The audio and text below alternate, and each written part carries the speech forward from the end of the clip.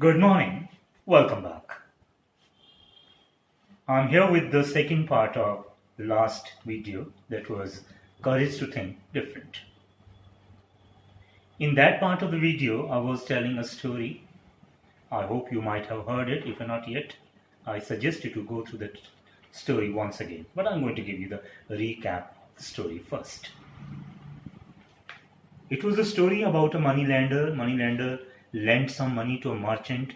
Merchant was not able to return the money. He had a beautiful daughter, a pretty combination of brain with beauty.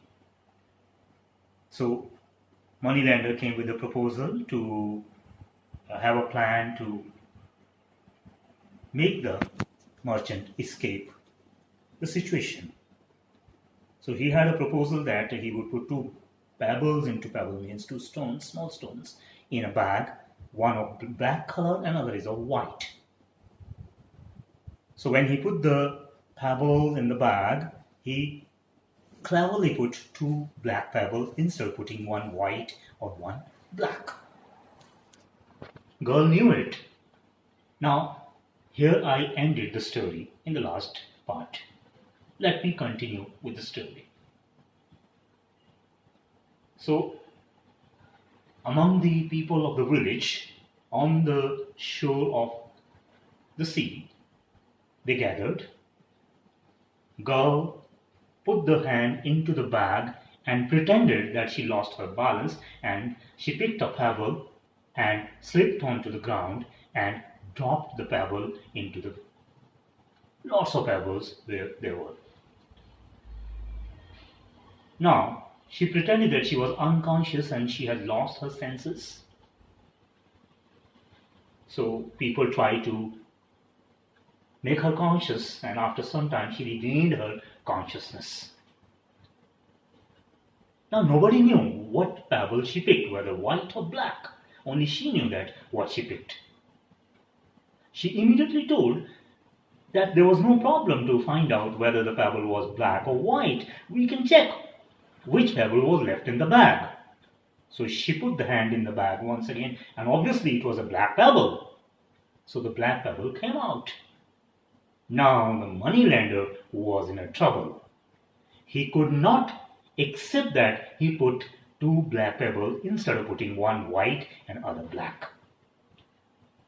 He could not expose his dishonesty. So with this courage of showing cleverness or a presence of mind, daughter saved her father from the hands or the clutches of that clever and crooked merchant, clever and crooked moneylender. So, from this story, we come to know about what is the way to show the courage. Whenever we have to show courage, we have to take care of two things. First, most important thing is we must be ready to face the reality. If one accept what's the reality of the situation and we just hide away from the reality, we cannot be courageous. Means that pigeon philosophy we have to get rid of. Lots of people that behave like pigeons. Like what do pigeons do when a danger erupts or danger arises? Pigeon closes the eyes and supposes there is no danger left. This is not the way to solve the solution by just closing the eyes to the danger. We have to accept that there is a danger and then we have to take a stand. So the first thing is we must accept the reality of the situation, and the second thing is we must take a proper stand. Now, when we are taking a stand, we need to distinguish between two things: carelessness and adamancy. Means we should not be very adamant to the decision we are taking. We must be a bit flexible and careful and heedful. Recklessness and stubbornness, they must be distinguished. They must be separated, and then we can take a proper stand to analyze what is the reality and how to face it. And that is the way we have to show our courage. It is mostly seen that the men of principle are very bold. They take all the decisions with courage and boldness. But unfortunately, all bold people are not men of principle. You're very daring, you're ready to fight. What does it show? That you're very courageous? No. It doesn't show that you're very courageous. Courageous means you are able to rationalize the situation and take a decision accordingly. Like, for example, you think that you are born with a particular color of your skin, with a particular height and shape and size. Can you change it? No, we can't change what we get by birth. But yes, we can change one thing. We can change our attitude towards our life. Here's a small episode from the life of a famous historian, a writer, a French writer, I must say, Thomas Carlyle. I hope you know, Thomas Carlyle was world famous till date for writing an epic book, The French Revolution. Do you know what happened when he wrote this book? After completing the manuscript, he gave the copy to one of his friends for review. His friend took the book home and kept it in the study. Now there was a housekeeper. She supposed it was a piece of trash because it was a pile of papers. And she put it into the use of making fire, threw it into the mantle where the fire is made. When his friend came back, he was shocked and he was numbed. What happened? Now he couldn't even tell his friend, but with courage, he went to his friend and told what happened.